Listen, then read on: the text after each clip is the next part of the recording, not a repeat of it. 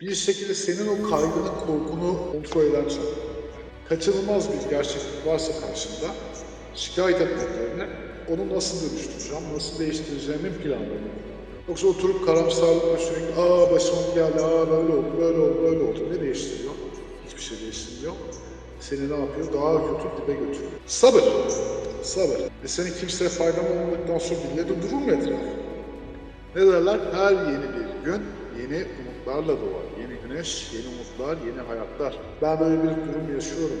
Yaşadığım durumdan nasıl çıkarım, nasıl dönüşürüm deyip de bunu aştığımız zaman ya da kabul ettiğimiz zaman zaten o zaman otomatikman dönüşüm başlar. O zaman frekansımızı yükseltmeye başlarız. O zaman bir sonraki nihai mutluluğa geçip aynı problemlere takılmamaya başlarız. Her zaman şunu diyeceksin yani Allah büyük, yukarıda Allah var. Benim için güzel bir plan var. Ben ilahi planıma güveniyorum. İlahi planında akışa göre kendimi teslim ediyorum diyeceksin. Merhaba, Ali Mete Gordi konuğum. Enerjisel anlamda yeni yıla nasıl kendimizi uyumlarız? Bugün bunu konuşacağız. Belki de hocamızdan da yardım alacağız. Ali Mete Gordi'yi aslında daha önceki programlardan da çok iyi biliyorsunuz ve kendisini de eğer takip ediyorsanız uluslararası alanda tanınan bir eğitmen, üstad kendisi. Hem Reiki hem mudralar kitabını da konuşmuştuk. Daha önceki Evet. yayınlarımızı da izleyip buraya gelmenizi öneririm. Hoş geldiniz hocam. Mutluluk. Nasılsınız? Nasıl keyifler? Çok teşekkür ederim. Siz nasılsınız? Ben de iyiyim. Sağ olun. Çok teşekkür ederim. Süpersiniz gene. Maşallahınız var. 10 numarasınız. Teşekkür Evet. ederim. Sizi seyrettikçe pozitif enerjilerinizi alıyorum. Mutlu oluyorum ben de böyle. Teşekkür Akıştan. ediyorum. Karşılıklı. Evet, evet. Evet. 2025 dedik, zor bir yıl geçti birçoğumuz için. Her zaman olduğu gibi bazı insanlar için büyük fırsatlardır, bazı insanlar için belli zor tekamüllerdir. İnşallah 2026'da hepimiz için, bütünün hayrına olmak üzere diyelim, çok güzel haberler alacağımız, bireysel olarak çok güzel başarılara ulaşacağımız bir yıl olsun diyelim. Tabii her şeyden önce bu sene e, dış politika olarak, iç politika olarak farklı noktalarda farklı farklı olumsuzluklar olduğu olaylar oldu ama bir nevi de bunu şey olarak görmek lazım. Bir nevi enerjisel boyuta baktığımız zaman, ruhsal boyuta baktığımız zaman bu bir ruhun tekamülü. Hı Zaten hı. her şey mükemmel olsaydı o zaman cennette yaşardık. Yani dünya kavramının anlamı kalması. Çünkü dünya temelinde bir okul. Bütün ezoterik inançlarda, dinlerde hep anlatılan nedir? Dünya bir sınav merkezidir, bir okuldur diye geçer. Bu sınav merkezinde de konularımızla ilgili olarak kendimizi geliştirme anlamında ne olur? Belli problemler karşımıza çıkar. Ruhun tercih ettiği problemler karşımıza çıkar ki dünya da canlıdır aslında. Dünyanın da kendi karmasal boyutunda ya da astrolojik boyutta da gene dünyanın da bir şey vardır. Enerjisel bir dönüşümleri vardır. Sınanması gereken noktalar vardır. Bunlar geçiş sınavıdır, geçiş süreçleridir. Ne olur bu sınavları biz kabul ettiğimiz zaman bunları ya evet şikayeti bırakıp ben böyle bir durum yaşıyorum. Yaşadığım durumdan nasıl çıkarım, nasıl dönüşürüm deyip de bunu aştığımız zaman ya da kabul ettiğimiz zaman zaten o zaman otomatikman dönüşüm başlar. O zaman frekansımızı yükseltmeye başlarız. O zaman bir sonraki nihai mutluluğa geçip aynı problemlere takılmamaya başlarız ki Reiki'nin aslında en büyük faydası budur insana. Yani ne yapar? Karmamızı bir noktada hızlandırır ama frekansımızı yükselttiği için de aynı zamanda o düşük frekanslı, düşük enerjili duyguları biz artık ne yaparız? Etkilenmemeye başlarız. Eskiden belki çok tepki verdiğimiz, bir hafta üzüldüğümüz bir olaya bir gün üzülürüz. Gene üzülürüz. İnsanız, çok normal. Duygularımız devam ediyor. Ama bir gün üzülürüz. Ne yaparız? Atlatırız, geçeriz ve evet ben nerede kalmıştım ve nasıl bir değişimle hayatıma devam ederime bakarız. Ama burada hep şey motivasyon, iç motivasyon. Ama nedir iç motivasyon? İç motivasyon tabii ki dış bedenin sağlıklı olmasıyla da alakalı, kafanın sağlıklı olmasıyla da alakalı. Bütüncül bir kavram. Yani tek hamle Evet. kabul etmek, motivasyon sağlamak kendimize. Evet, bütüncül bir kavram ama bunu böyle gördüğümüz zaman zaten kaçınılmazsa, hep ben şunu söylüyorum kendi kendime, genel öğrencilerime de. Kaçınılmaz bir gerçeklik varsa karşımda şikayet etmek yerine onu nasıl dönüştüreceğim, nasıl değiştireceğimin planlarını kurmak, kurgu. Yoksa oturup karamsarlıkla sürekli başıma bu geldi, böyle oldu, böyle oldu, böyle oldu. Ne değiştiriyor? Hiçbir şey değiştirmiyor. Seni ne yapıyor? Daha kötü dibe götürüyor. Daha olumsuz bir tabloya sürüklüyor. Ne yapıyorsun? Olumsuz bir göze baktığın zaman otomatikman alternatif planları görmemeye başlıyorsun. Sabır. Sabır. Ben Bir de hep karşıyımdır genelde. Yani kendi açımdan çok sorgulamaya karşıyım. Çünkü insan ne kadar sorgularsa o kadar otomatik olarak çıkmaza götürüyor kendisini. Düşünsene Evet. sürekli sorguluyorsun. Sürekli sorguluyorsun. Sorgulayan beyin. Bir noktadan sonra beyin ne yapar? Her zaman olumsuza sürüklemeye müsaittir insana. Çok sorgulamak yerine bir şey oldu mu oldu, tamam ya, olduysa oldu, sağlık olsun. Yaparız bir şekilde hallolur, bir şekilde çıkarım içinden deyip kendini telkin edip sakinleştirip alternatif planları görmektir. Ne derler? Her yeni bir gün yeni umutlarla doğar. Yeni güneş, yeni umutlar, yeni hayatlar. Değil mi? Genel Evet. olarak 26'da hakkımızda hayırlısı olsun. Tabii ki iyi konuşan vardır, kötü konuşan vardır. O karamsarlıklar geliyor, geliyor, çok kötü olacak diyen de çok vardır. Müthiş olacak diyen de vardır. Bana kötü olacağını söylemenin bir faydası yok ki. Beni daha kötüye sürüklüyorsan ben seni dinlemeyeceğim. Ben ne yapacağım? Yeni ümitlerle, yeni hayallerimle, yeni motivasyonumla güzel bir 2026'ya başlayacağım kendimi dengeli. Değil mi? Şu Kötü anda bile konuşan uyumlandık hocam. Şu anda bile hazırız yeni yıla bu gazla. Öyle düşünmek lazım ya. Açın mezarı olmaz derler. Yani bu bir laf vardır eskilerde. Yani Allah büyük ya, yaparsın bir şeyler. Bırak egoyu bir kenara. İnsanın en büyük yanılgısı aslında ego kavramı. Ben hep bunu söylemişimdir. Şimdi ben hayatım boyunca Reiki hocası olarak mı doğdum, büyüdüm? Hayır. Biz de hayatımızda belli bir tekamül evresi geçirdik, sınavlar yaşadık, zorluklar yaşadık ve yaşamaya da devam ediyoruz. Belli dönemler zorluklarım olmuyor benim. Benim de oluyor, hepimiz gibi. Ben de bir insanım. Ama ne yapıyorum? Maddi olarak bir kaygıya girdiğim zaman ya diyorum ki Allah büyük diyorum, ya olur bir şeyler diyorum. En kötü elim ayağım tutuyor diyorum, maşallah diyorum. Giderim diyorum. Pizza dağıtırım, ne olacak diyorum. Utanacak mıyım diyorum. İşte hep bu ne?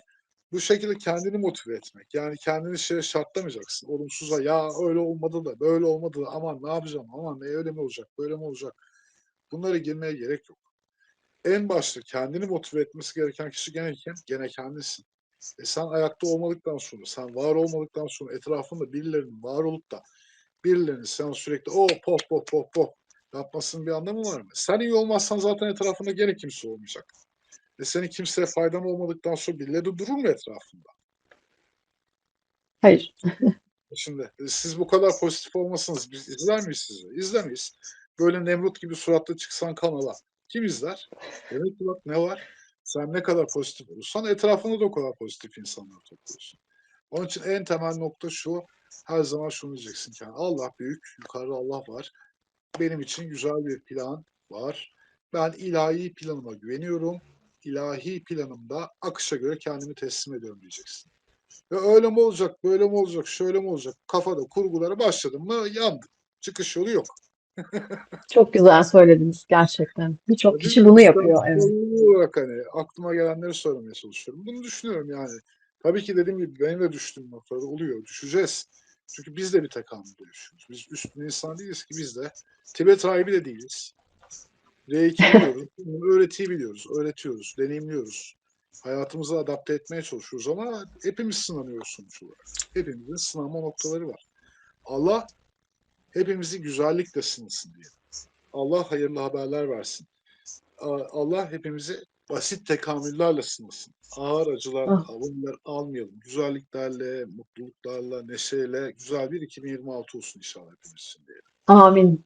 Tabii. İnşallah. Şimdi burada tabii önemli olan ne?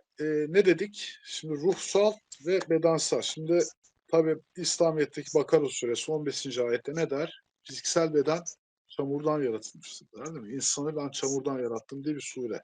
Bu aslında neyi atfeder bir noktada? Bizim fiziksel bedenimizin bir toprak elementinden ortaya çıktığını.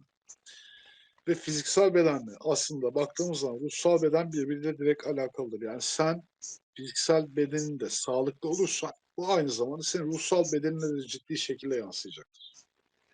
O zaman ne yapmak lazım ilk önce? Düzenli, güzel bir hayat, fiziksel bedenimize iyi bakmak lazım. Burada da nedir işte önemli olan? Spor yapmak, düzenli beslenmek, yürüyüş yapmak, sağlığına dikkat etmek, belli zamanlar doktor kontrolünü yaptırmak gibi kavramlardır ama bunun yanında tabii ki ne var? Bugün hani gündem konumuz da biraz da kundalini dediğimiz kavram Evet. aslında. Biraz da aslında nedir? Fiziksel bedenin bağlı olduğu çakra hangisi? Kök çakra, toprak elementi. Aynı zamanda da kök çakramızı korumak, kök çakramızı dengede tutmak, fiziksel bedenimizin sağlığını desteklemek için Kundalini, topraklama gibi çalışmalar yapmakta da tabii ki fayda vardır. Zaten Kundalini dediğimiz kavram aslında Kunda demek eski Hintçe'de Sanskrit dilinden gelen bir kelimedir. İnsanın vücudundaki statik bir enerjiyi tasvir eder. Muladhara çakrada yani kök çakramızda olan statik bir enerjiyi temsil eder. Bu enerji aslında insan yaratılışında var olan çok büyük potansiyel bir enerjidir. Bu enerji ne yapar? Uyur. Potansiyel. Neden uyuyor? Neden uyuyor değil mi? Neden Orada uyur? yedek şey gibi düşün buna. Yedek bir akü gibi koymuşlar oraya. Şimdi normalde hermetik ya da reikisel bilgilere baktığımız zaman insan her ne kadar yemek, besin, elementler aldığı gibi aynı zamanda enerjisel boyuta baktığımız zaman evrensel yaşam enerjisiyle yaşar. Bu evrensel yaşam enerjisi dediğimiz şey hayatının her alanında atomun içerisinde var olan aslında foton enerjisi. Biz zaten ne yapıyoruz? Hayata baktığımız zaman bitkiler, yaşam neyle yaşıyor? Güneş enerjisiyle yaşıyor. Yani biz güneşten gelen foton enerjileriyle aslında hayatımızı devam ettiriyoruz. O yaşam enerjisini oradan alıyoruz. Ama aynı zamanda insanda iki kutup var. Yani bir enerji evet güneşten alıyor ama bir bitki nasıl topraksız yetişemiyor, toprak gerekiyor ya. Toprakta filizleniyor, büyüyor ya da işte toprak benzeri yeni tür şeyler yapıyorlar, suda falan büyütüyorlar. Evet. Ne yapıyor? Bir kök sallıyor aşağıdan ama yukarıdan da bir enerji geliyor. Güneş enerjisi geliyor, böyle büyüyor. Aslında insandaki enerji sistemi de aynı mantıkla. İki tane kutup var. Yani senin priz gibi düşün bunu. Prizinde iki tane uç varsa insanda da aynı enerjisel bir manyetizma söz konusu. Bu enerjisel manyetizmada güneşten gelen enerji yani yaşam enerjisini, foton enerjisine biz tepe çakramızdan alıyoruz. Artı kutup olarak. Hı hı. Aynı zamanda da bunu akımın tamamlanması için yani iki kutup olarak vücutta bu enerjinin dönmesi için de aynı zamanda ne gerekiyor? Eksi enerjinin bir taraftan alman gerekiyor. İşte biz eksi enerjiyi de topraktan, dünyanın kendi mağmasından ya da kök çakradan alıyoruz. Mulatara dediğim çakradan alıyoruz. Aslında bir nevi tamamlayıcı devre. Bir nevi bir devre tamamlamak gibi düşünebiliriz. İki enerjinin akışı gibi. Normalde de R2 yapmayanlar ne yapıyorlar? Hayatlarına bunu gece uykularında alıyorlar. Yani biz gece uykumuzda aslında ne yaparız? Evrensel yaşam enerjimizi alırız. Normalde kök çakrayla neyle alakalı dedik? Fiziksel bedenimizle alakalı. Bu enerji doğru şekilde aktığı zaman, doğru şekilde hayatımızdan geçtiği zaman, biz doğru şekilde manyetik topraklandığımız zaman, yani toprağa basmak, doğru şekilde kök çakradaki o enerjiyi almak, güneşten gelen enerjiyi almak gibi normalde bunları sağlıklı şekilde yaptığımız zaman fiziksel bedenimiz sağlıklı oluyor. Zihnimiz sağlıklı oluyor ama öbür türlü bir devrede kopukluk yaşadığımız zaman otomatikman ne oluyor? Enerjisel boyutta doğru şekilde enerji alamadığımız için, bunlar blokajlandığı için vücudumuzda da belli sağlık problemleri, isteksizlik, Hı hı. motivasyon eksikliği, canımızın bir şey yapmak istememesi gibi farklı söz konusu durumlar meydana geliyor. Hani nasıl kopukluk var şimdi devrede dediğim zaman? Biz insan olarak böyle binalarda yaşamaya alışkın mıyız? Normal, genetik olarak değiliz aslında. Neyiz? Hep tabiatta yaşamışız, doğada yaşamışız. Genetik olarak ilk varoluşumuzda da bu var. Hep toprakla bir ilişki söz konusu. Toprakla, tabiatla, doğayla, yürüyüşle. Biz ne yaptık şimdi? Binalara kapanıyoruz. Doğru düzgün Evet. hareket etmiyoruz. Doğru düzgün bir şey yapmıyoruz. Sürekli olarak işte bilgisayar, elektronik devrelerle hayatımıza girmiş durumda. Sürekli etrafımızda wireless enerjisi, görmediğimiz enerjiler söz konusu olunca retrolar oluyor mesela gökyüzünde. Ki eski Evet. Mısırlara baktığımız zaman güneş tutulması, ay tutulması retro dönemlerinde sokağa çıkmazlarmış. Tapınaklara giderlermiş, orada kendilerini kapatırlarmış. Biz Etkileniyorsun. izlemek için özel gözlüklerle Yani mesela kovalıyoruz. etkileniyorsun ama bir noktada da şey var. E, Vücudundaki var olan fazla enerji ya da düşük enerjinin dengelenmesi için gene kök çakranın düzgün çalışması gerekiyor. Topraklanması gerekiyor. Nereye gidiyor enerji? Yani şöyle düşün. Ayakların yere değdiği zaman, şimdi artık birçok videolarda mevcut, gösteriyor akımı. Ayağın yere değdiği zaman bir akım meydana getiriyor vücudunda aslında. Fazlasını ya da eksiğini bir şekilde alıyorsun ama ayağın o toprağa değmediği zaman, doğal bir alana değmediği zaman, hep yalıtım altında olduğu zaman akım gitmiyor. Akım gitmediği için vücudunda sen onu tutuyorsun. Retro etkisi oluyor. güneş tutulması oluyor, ay tutulması oluyor, farklı farklı retro oluyor. Senin vücuduna o foton enerjisi değişik şekillerde geliyor. Değişik Hı hı. etkiler yapıyor. Sıkıntı yaşıyorsun hayatında. Problem yaşıyorsun. İşte bunların hep temel kök sebebi kök çakra ve topraklanma. Kök çakra ve topraklanma. Çünkü dedik ya fiziksel bedenin için çok önemli bir enerji kaynağı bizim kök çakramız. Ki Kundalini dediğimiz çalışma da aslında eski Sanskrit, Hint kökenli bir çalışmadır. Kundalini Yoga mesela kavramı dediğimiz zaman hep nedir? Bu insanın Mulatara, kök çakrasında var olan statik enerjiyi uyandırmak için. O enerjiyi orta merkez şuşunla kanalımızda bu enerjiyi yükseltip 3. göz bölgesi ve tepede Kundalini uyanış dediğimiz kavramı gerçekleştirmek için yapılan çalışmalar. Vücudumuzdaki meridyenin doğru şekilde akması için yapılması gereken çalışmalar. Eski bir kökenli çalışma. Ha biz burada ne yapıyoruz? Kundalini Reiki kavramında da destekleyici olarak Kundalini Reiki yapıyoruz. Burada da biz ne yapıyoruz? Normalde evrensel yaşam enerjisini farklı tekniklerle kök çakramızdan alarak var olanla uyuyan potansiyel enerji dedim ya statik enerji. Onunla beraber karıştırıp yine orta merkezimizde bunu yükseltmeye çalışıyoruz. Ama tabii ki bunlar profesyonel çalışmalar. Yani baktığımız zaman bunlar uzun zaman gerektiren, belli disiplinler gerektiren, öyle kafana göre yapmaman gereken çalışmalar. Ama ne yapabiliriz? Şimdi ev hanımısın ondan sonra ya da işte iş yerinde oturuyorsun, için daralıyor. Ya da işte vücudunda farklı yorgunluk hissediyorsun. Bununla ilgili neler yapabiliriz? Basit pratikler, basit uygulamalar, yine kök çakrayı çalıştırmak için basit şeyler yapabiliriz. En basitinden yapacağımız çalışma nedir? Prana mudradır. Geçen gün gene paylaştım hatta. Çok güzel yorumlar aldık bu prana mudra ile ilgili. Prana mudramız nedir mesela? Kök çakramızı çalıştırmak için bir şey yapmak istemiyorsa, o gün motivasyonun yoksa, enerjin az hissediyorsan kendine, herhangi bir sağlık problemi yoksa destekleyici olarak yaşam enerjisi mudrasını yapabilirsin. Basit.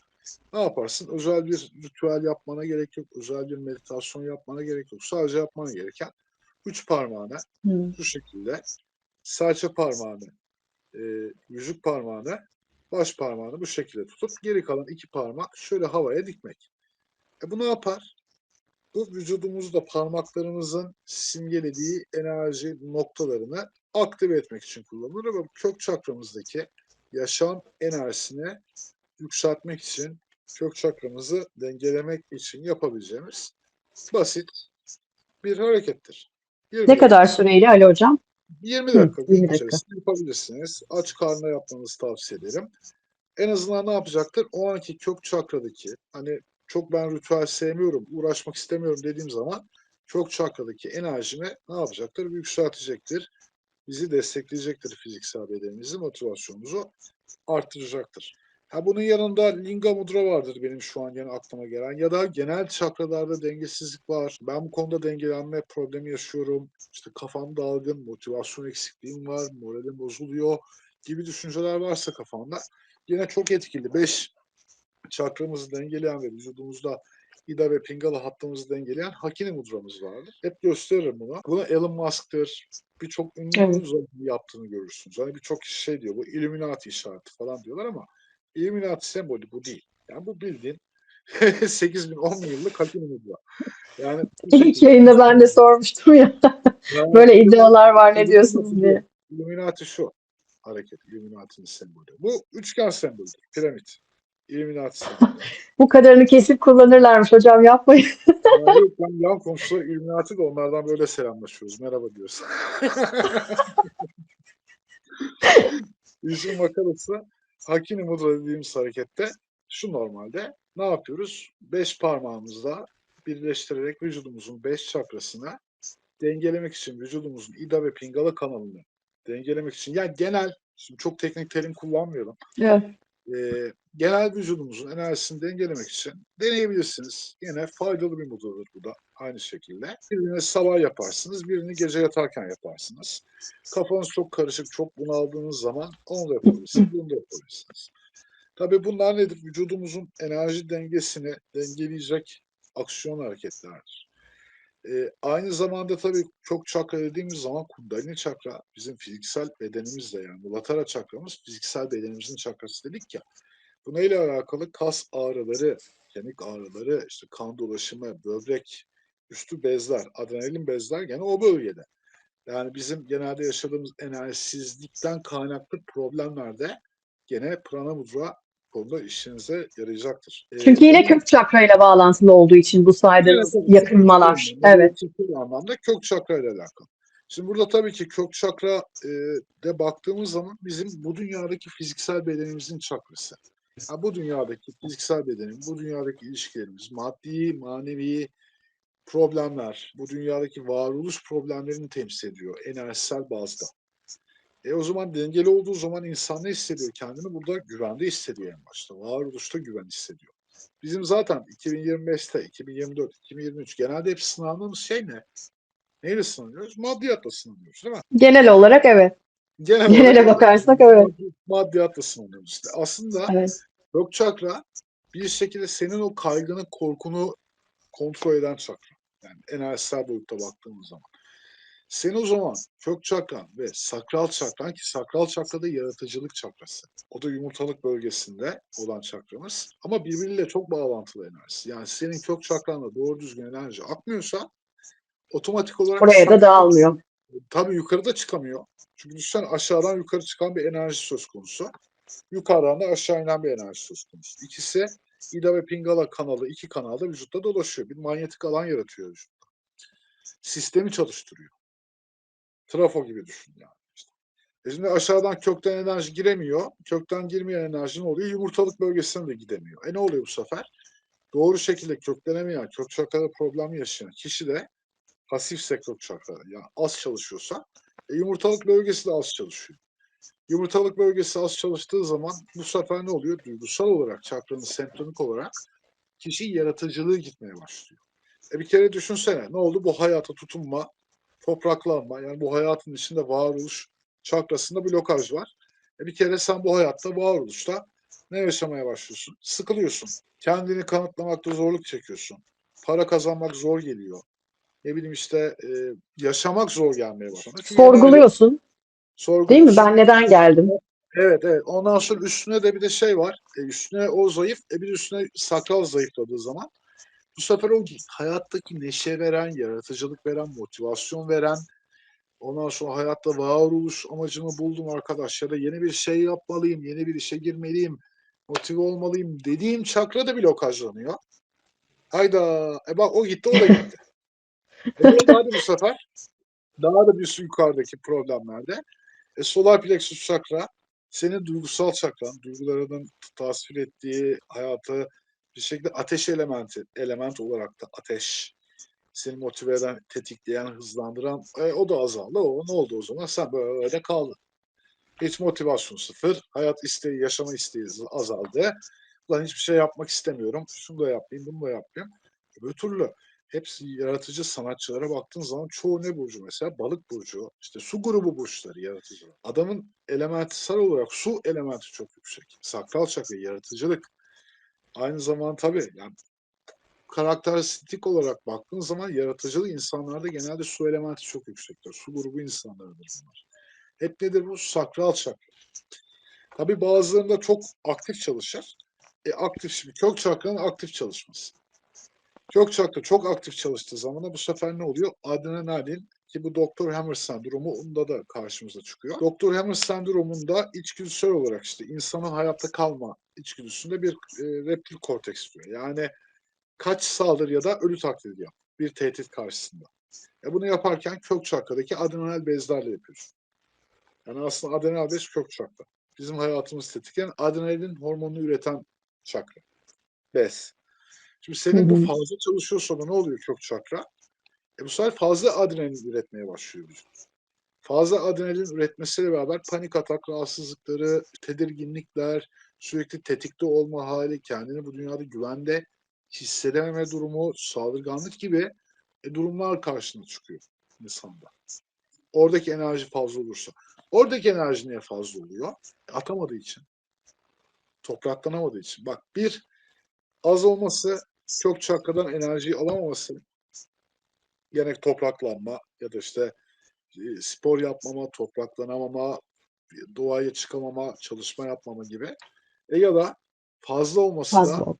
sürekli tedirginlik bir alanda kalıp sürekli stres, sıkıntı yaşayan adam. Vücut tepkisi olarak ne yapıyor? Senin stresini, sıkıntını azaltmak için ya da işte o kaygı durumunda senin sürekli risk altında olduğunu düşünüp adrenalin ürettiriyor sana. Ne oluyor? Enerjin orada birikti. Enerji biriktiği zaman atamıyorsun sen bunu. Atamadığın zaman bu sefer dengesizlik yaratıyor. Hadi kök çakrada dengesizlik, kişi aşırı asabi, saldırgan, farklı durumlar söz konusu olabiliyor. Reyiksel boyutta. Sakral çakraya geçtiğimiz zaman aynı enerji fazlaysa sakral çakrayı da fazla vuruyor bu sefer. Sakral çakraya baktığımız zaman da kişi bu sefer maymun iştahlı oluyor. Yani maymun iştahlı bir insan, bir işi hep yarım bırakanlar, başlayıp bırakanlar, motive olamayanlar, çok sürekli Evet. yaratıcılık yapıp ama devamını getiremeyenler, bu sefer de su grubunun fazla yüksekliği, sakral çakranın fazla çalışması gibi durum karşımıza çıkıyor mesela. Bu da bir sebep. Yani bunlar tabii normal, e, tıbbi bir veri değil. Onu da söyleyelim en başta. Hı. Bu Reiki'nin spiritüel enerji anlamında semptomu olarak tanımlanan durumlar. Evet. Oradaki problem yine bu sefer bizim solar plexus çakramıza vuruyor. Dengesizleşiyoruz. Şimdi ne yapmak lazım bu noktada da? En başta yapılabilecek benim önerim ki birçok artık doktor zaten bunu öneriyor. Birçok yabancı kaynaklara baktığımız zaman hepsinde şey var ya topraklanın diyorlar.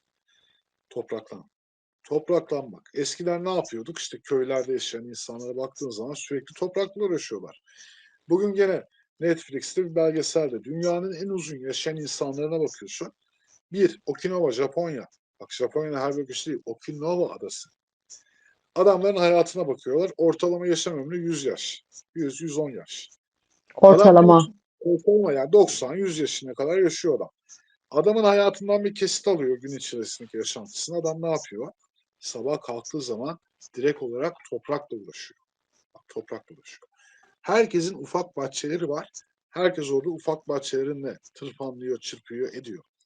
İki, lifli besleniyorlar. Beslenme olarak sağlıklı lifli gıdalar tüketiyorlar. Üç, sosyal ortamdalar. Sosyallik, yardımlaşma. Birbirleriyle yardımlaşıyorlar.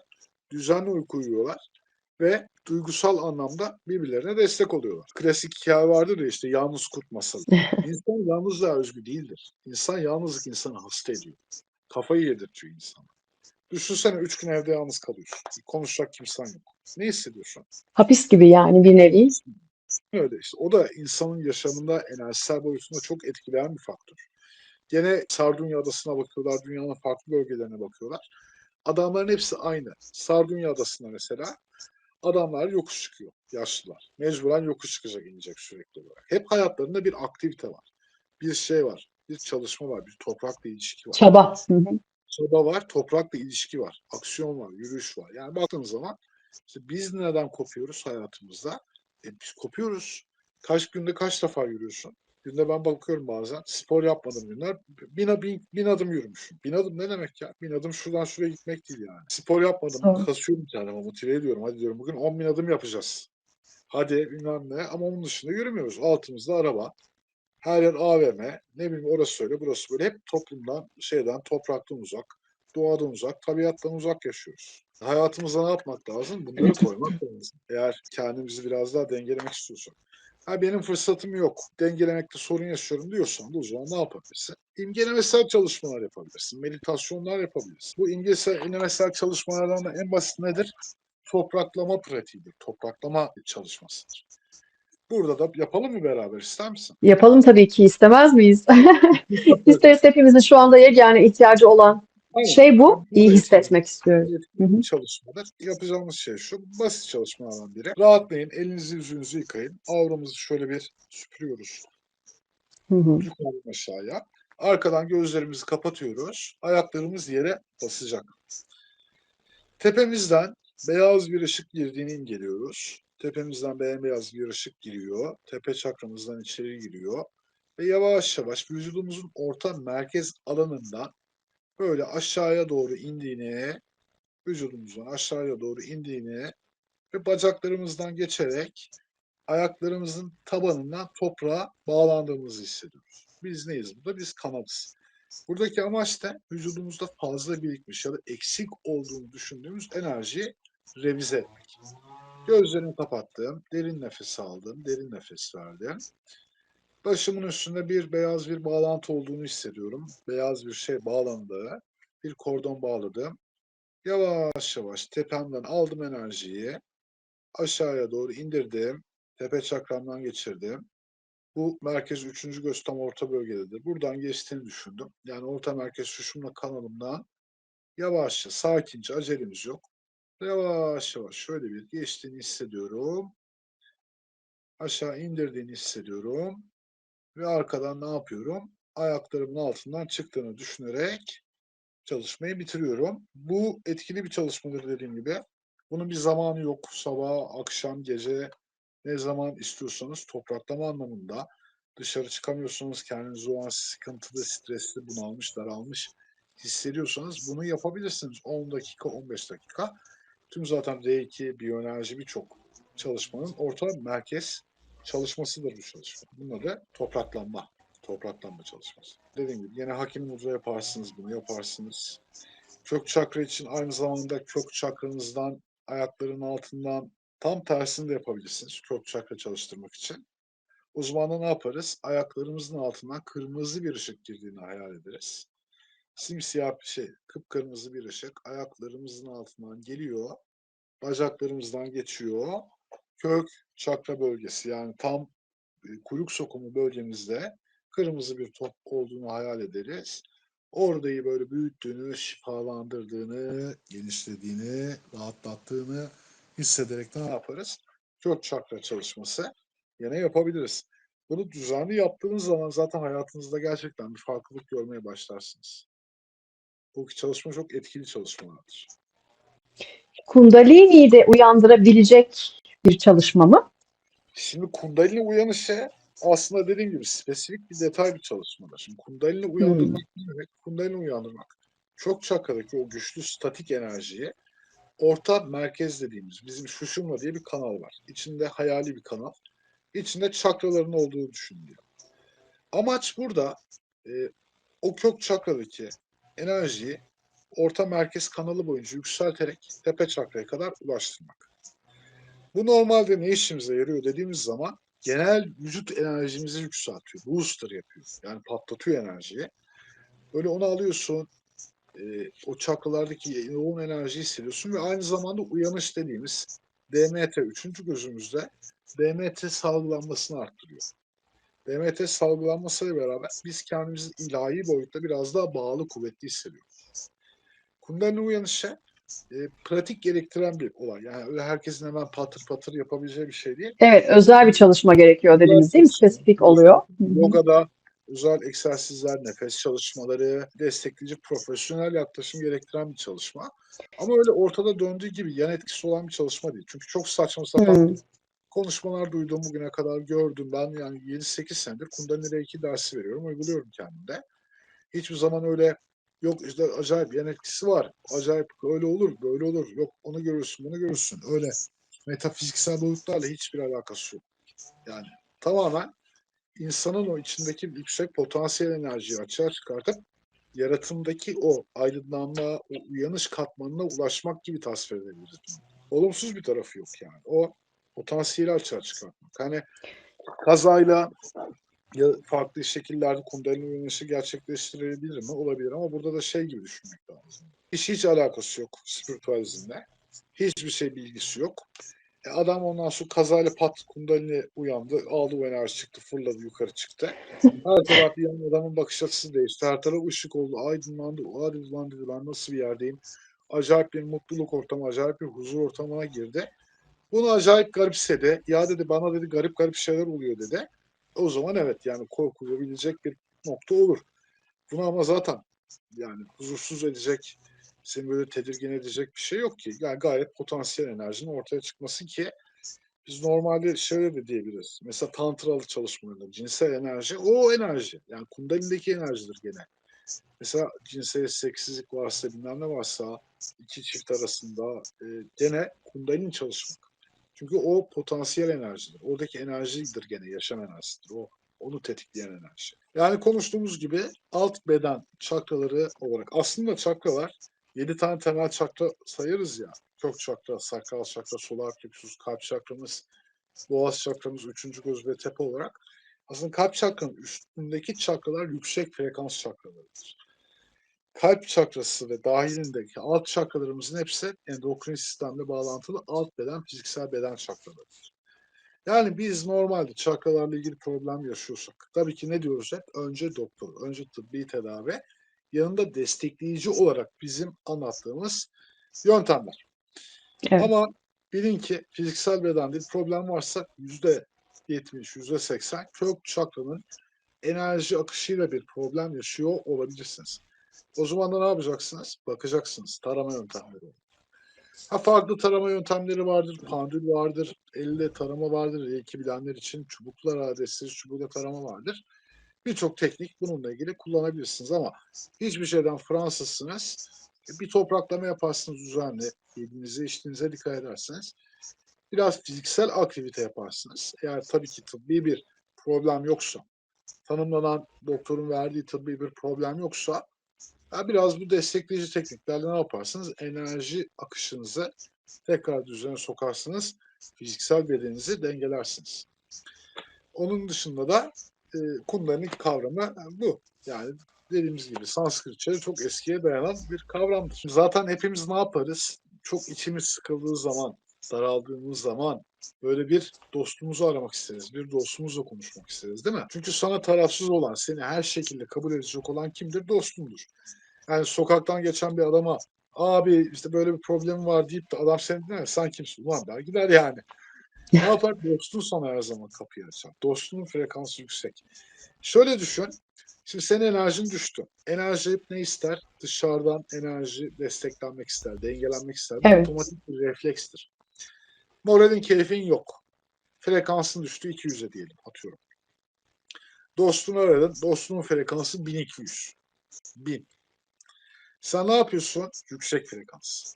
Onu anlatırken derdine o hiçbir yorum yapmasa bile ya da belki hiç konuşmasan bile direkt onu görmek, onun sesini duymak bile senin ne yapıyor? Enerjini yükseltmeye başlıyor. Çünkü sen ondan, o sana kendini açtığı için onun bir nevi pozitif enerjisini kendine transfer etmeye başlıyorsun. Enerji zaten dengeyi sever. Ben tekim burada. Birim. Birken 200 açsam. Diğeri geldi yanıma eklendi. Enerjinin toplu rakamına bakar. Yani 1200. Sonra Hı ne hı. yapar biliyor musun? 1200'ü ikiye böl 600. Yani oradan yaralanana kadar, dengelenene kadar kendine çekmek ister. Dengelenmeye çalışır. Bu da bir nevi nedir aslında? Farkında olmadan gerçekleşen enerji vampirliğidir. Ama tabii ki yani dostluk arasında dostlar birbirine destek olur. Bir noktada dediğim gibi hayatında pozitif insanların olması otomatik olarak seni de pozitifliğe sevk edecektir. İstediğin kadar kötü ol. Bir noktadan sonra içinde o değişim başlatacaktır etrafındaki pozitif insanlar. Zaten biz onu söylüyorum. Yani hep diyorum ki kolektifi değiştirmek istiyorsan şikayet etmeyi bırakıp bireysel değişime başla. Sen bireysel Evet. değişime başlarsan, kendi içindeki o değişimi gerçekleştirirsen, iyisin kötüsün o beni ilgilendirmez. Kimsenin kararı. O Allah'la senin arandaki kavram. Yaptıkların da Allah'la senin arandaki. Beni bağlamaz. Ama o içinde mutluluk, pozitiflik, biraz da sevgi dönüşümü varsa kolektif olarak zaten etrafı etkilemeye başlayacaksın. Çünkü o zaman ne var? Önce bir şeyleri değiştirmek istiyorsak, daha pozitif bir dünya, daha pozitif bir hayat, daha pozitif bir ortam, daha sosyal, güzel bir ortam arıyorsak şikayet etmek yerine ilk önce ne yapacağız? Kendi içimizde oraya ne verebiliriz diye düşüneceğiz. Hep beklemeyeceğiz. Alayım. Her şey kötü, her şey kötü. Öyle de böyle de diye daha kötü oluyorsun zaten. Bir şey vermiyorsun ki. Varlığının bir katkısı yok ki. Kolektife böyle düşününce. Hep istiyoruz zaten sistemden. Hep istiyoruz. Yani Bir de şöyle hiçbir şey bak, vermek istemiyoruz. şunu demeye çalışıyorum. Şimdi kendimden biraz değişimi başlat ki kolektife. Kolektif de sana verebilsin. Hı Sen hı. sürekli bana onu ver. Öyle o kötüyüm, pozitif, negatifim, kötüyüm dedikçe kendine de kötüyü çekiyorsun. Ortamı da kötüleştiriyorsun. Kendi hayatını da kötüleştiriyorsun. Sürekli bir evde yaşıyorsun diyelim. 5 karış suratla berabersin. Ne çocukların seni ciddiye almaya başlayacak 3 gün sonra ne başkası. Otomatikman ne diyecekler? Ya ben bu adamla niye muhatap olayım? Mutsuz diyecekler. O zaman bu mutsuzluğunu aşmak için ilk önce kendinle ilgili ufak tefek değişim yolları, bir çaba harcaman gerekiyor ki dışarısı da sana güzel bir enerjiyle gelebilsin. Ya herkes de bir de şey düşünüyor. Çok büyük olay. Hayır arkadaş, çok basit olay. Basit. Basit olan ne? Ufak değişimle başla. Kimse sana git dünyayı kurtar demiyor ki. Bir UNICEF'e gir de dünyayı kurtar, balinalara savaş, balina gemilerine savaş aç, okyanuslarda savaş demiyor ki kimse sana. Basit şeyler yap ya. En basitinden topraklama yap, yürü. Ne bileyim, kendine dikkat et, sağlığını biraz daha kontrol et. Çünkü sen değerlisin.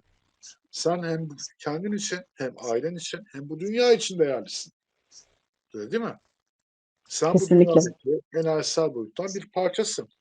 Sen kendini korursan, dikkat edersen, pozitif olursan, dünyaya da bir pozitif katkı olacak. Bir el vereceksin.